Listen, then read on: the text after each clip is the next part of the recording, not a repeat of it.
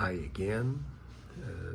My name is Mauricio Neuber, Associate Professor at the University of Brasilia and the coordinator of SHEES, a research group on hypnosis, registered in CNPq, Ministry of Science and Technology in Brazil.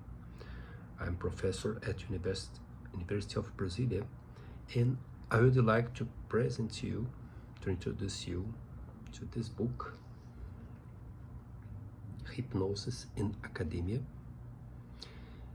which I organized with my friend, Professor Antoine Bioy from University of Paris 8. This book is very interesting because it guards colleagues from at least 10 countries, from different continents. And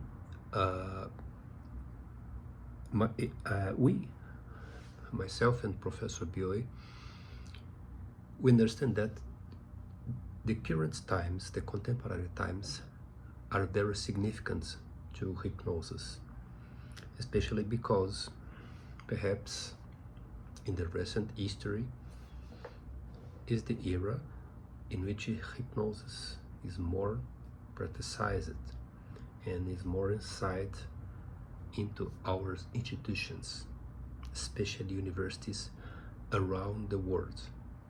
In the past, for example, notably in countries such as France, there was a lot of interest on hypnosis, but it was more regional, limited to some countries.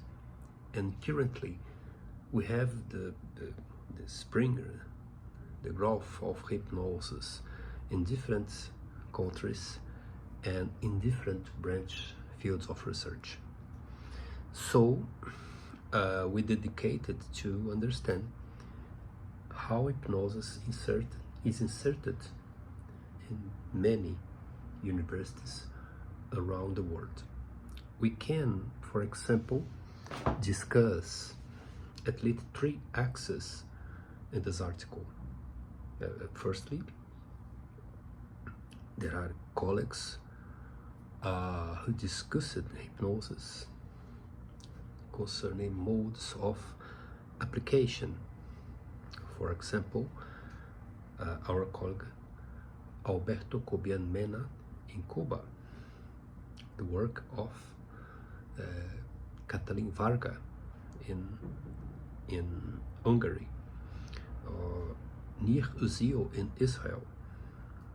So colleagues from different nationalities who discuss and develop many important aspects in hypnosis application. We can discuss also some conceptual aspects.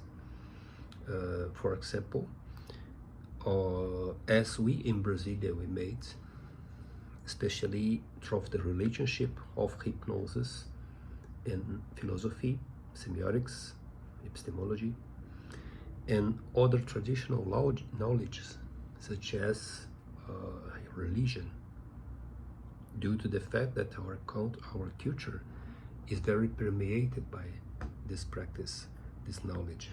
And our colleague Eric Bonvin in Switzerland, who discuss a lot